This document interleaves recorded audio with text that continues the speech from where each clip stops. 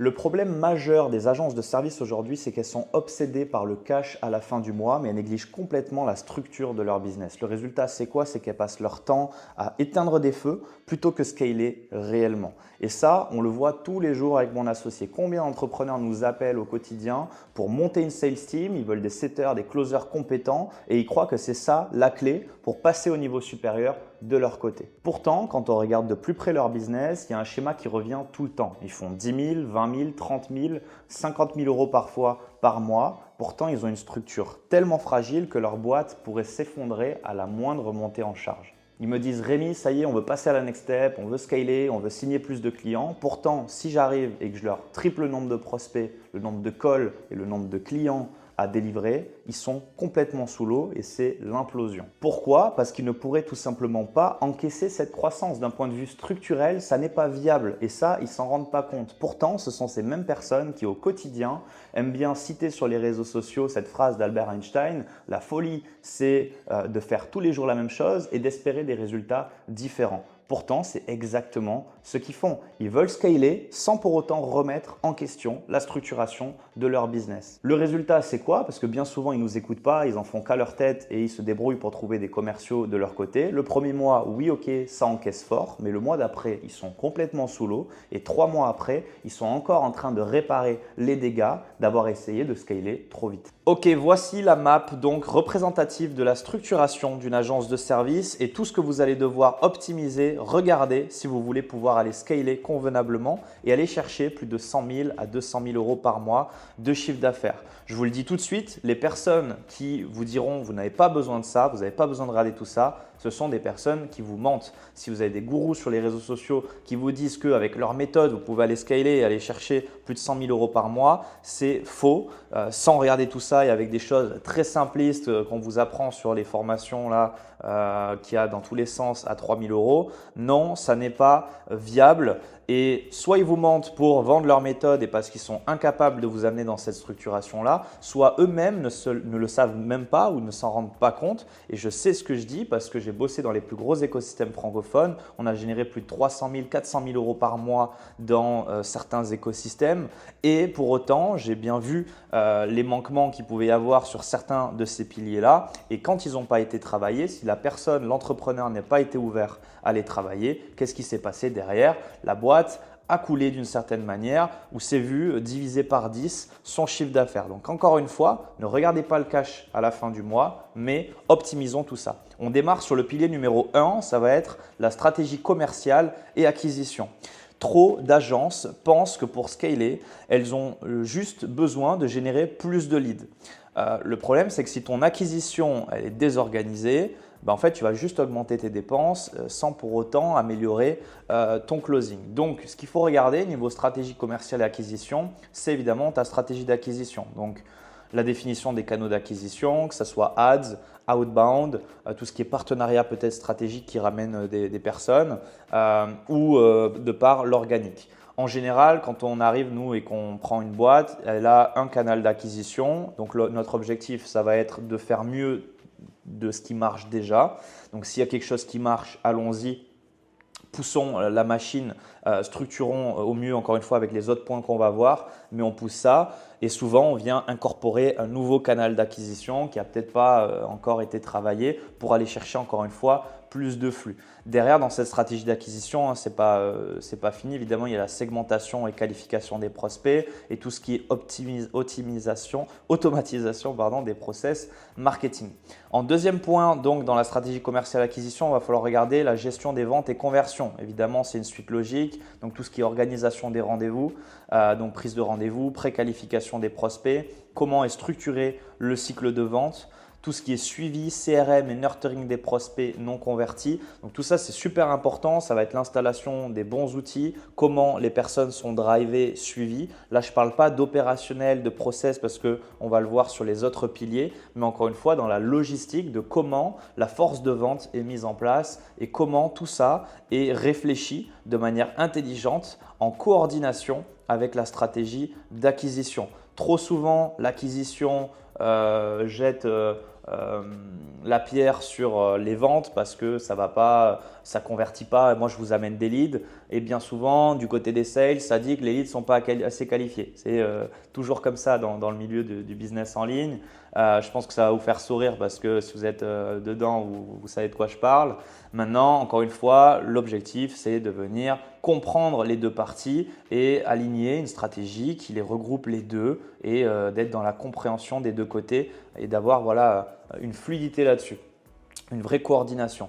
Suivi et optimisation derrière des performances commerciales. Donc évidemment, une fois que tout est en place, on traque les conversions et les ratios de closing, on fait des reportings des performances des campagnes et toujours une amélioration continue du process de vente. Ça, c'est le premier pilier super important. C'est sur ça que la plupart des entreprises justement se focus. Pas forcément de la meilleure des manières, mais elles se focus quand même dessus et elles oublient après tout le reste ou du moins elles ne l'automatisent pas forcément comme il faudrait. Donc, c'est là où on va en discuter et regarder la suite. Pilier numéro 2, c'est la gestion des opérations et la délivrabilité.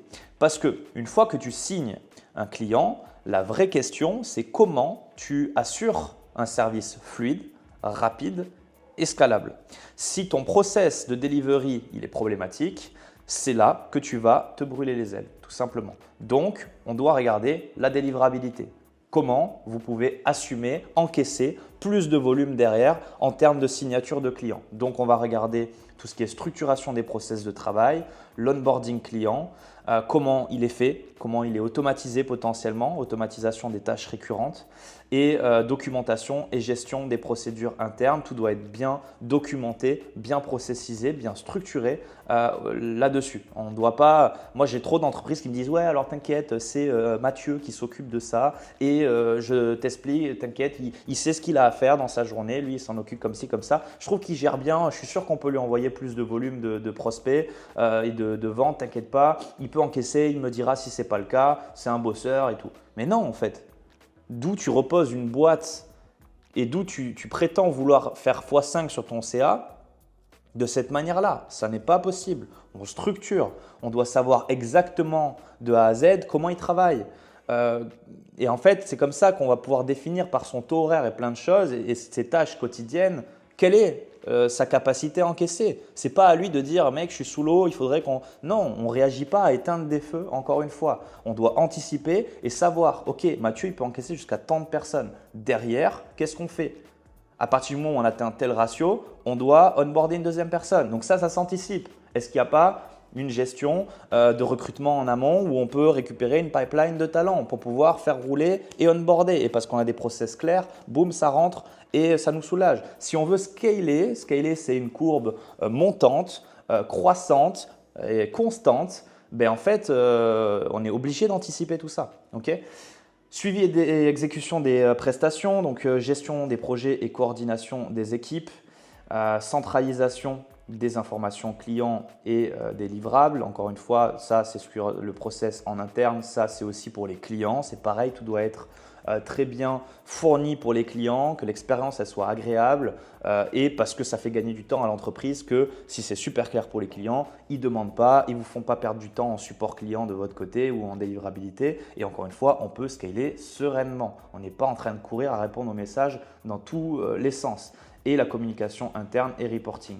Ok, tout ça, c'est des choses qui paraissent peut-être là, on parle de termes, mais ouais, mais concrètement, comment ça se passe? Ben ça, en fait, il faut mettre le nez dedans, il faut structurer, il faut processiser, on sort des notions, on fait des choses, on audite. Tout ça, il y a un travail là-dessus et il faut que ce soit super carré sur cette gestion d'opération. Et amélioration continue et standardisation, c'est-à-dire qu'au quotidien, on remet en question le pilier ici pour automatiser et intégrer des outils logiciels, pour améliorer la productivité par des systèmes optimisés et pour voilà, auditer encore une fois au quotidien les process internes. On se tient au courant de ce qui se passe, on améliore, on met peut-être des logiciels plus performants. Ben en fait, lui, il fait ça tous les jours, donc est-ce qu'on ne pourrait pas l'automatiser? Comment on peut automatiser? Aujourd'hui, moi, je me pose sans arrêt cette question, surtout à l'ère de l'IA et de ChatGPT et tout ça. Comment je peux sans arrêt automatiser un maximum mon business pour que derrière, il n'y ait pas des tâches récurrentes humaines et qu'on puisse continuer de scaler tout simplement. Ok. Pilier numéro 3, on passe donc à la partie Ressources humaines et structuration de l'équipe, chose la plus importante. Je le mets en numéro 3 parce que je pense que les piliers 1, 2 vous parlent bien avant, mais cette partie humaine, c'est clairement ce qui va faire que vous allez scaler ou non.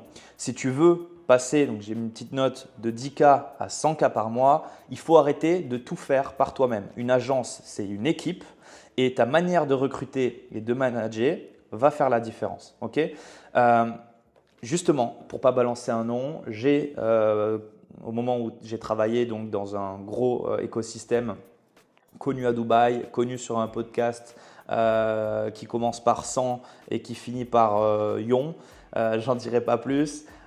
Une des personnes à qui je bossais, on est monté au plus haut à 300, 400 000 euros par mois. Qu'est-ce qui a fait que derrière tout a coulé? C'est au moment où je suis parti de sa boîte, que j'ai quitté, j'étais head of sales dans son écosystème, parce qu'il y avait un gros manquement sur la partie ressources humaines, surtout d'un point de vue management humain. Et moi, je faisais tampon énormément avec les équipes là-dessus. Mais à un moment donné, j'en ai eu marre. Et quand je suis parti, tout a dégringolé. Donc, pourquoi il a perdu énormément en chiffre d'affaires? Parce qu'il y a eu depuis le début une mauvaise structuration et surtout gestion de ce pôle-là. Donc, super important, management et performance des équipes. Tout ce qui est suivi KPI, pilotage des équipes, automatisation des process de gestion RH, la gestion de la culture d'entreprise et rétention des talents. C'est ça dont je parle. Ok, c'est bien de suivre des KPI. Ok, c'est bien de piloter des équipes et de regarder la data. Mais en fait, les humains ne sont pas des machines. Et derrière, c'est comment est la qualité de ton RH, comment est cette culture d'entreprise que tu inculques et en fait le fait d'avoir une rétention de talent, d'avoir des A-players dans ton écosystème. Est-ce que ça, tu es capable aujourd'hui de l'avoir? Et il faut le mettre en place parce qu'encore une fois, si tu veux scaler, il faut que tu comprennes que tu vas devoir bosser en équipe, tu vas devoir t'entourer et pour ça, il faut transmettre une vision. Surtout si aujourd'hui vous êtes dans les débuts de scaler une boîte, vous n'êtes pas directement à 300 000 euros par mois. Donc, vous devez transmettre de la vision, former, manager correctement pour faire monter en compétences et faire devenir des gens réellement A-players.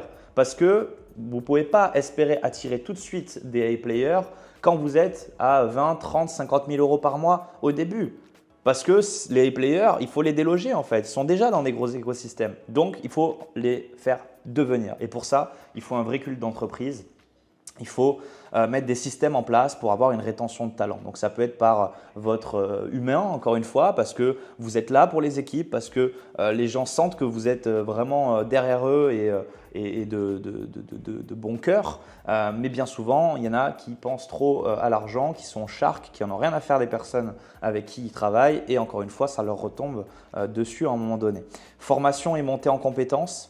Donc, c'est pour ça que vous devez bien l'intégrer et l'automatiser. C'est important pour votre agence, vraiment, je vous le dis. Formation et montée en compétences donc des équipes, structuration des parcours d'intégration, développement des compétences internes, suivi et évaluation des collaborateurs et tout ce qui est recrutement et structuration des équipes. Donc, définir les besoins en ressources humaines, c'est ce que je disais, parce qu'on a automatisé des choses là-dessus, qu'on a bien audité, qu'on a bien processisé par exemple la delivery. On sait anticiper les besoins en ressources humaines et savoir à quel moment il va falloir potentiellement passer un step de recruter un deuxième coach pour la delivery, par exemple, un troisième sales pour encaisser le volume de lead. Tout ça, vous devez pouvoir l'anticiper et donc à partir de là, créer une pipeline de talents pour tout ce qui est organisation et recrutement.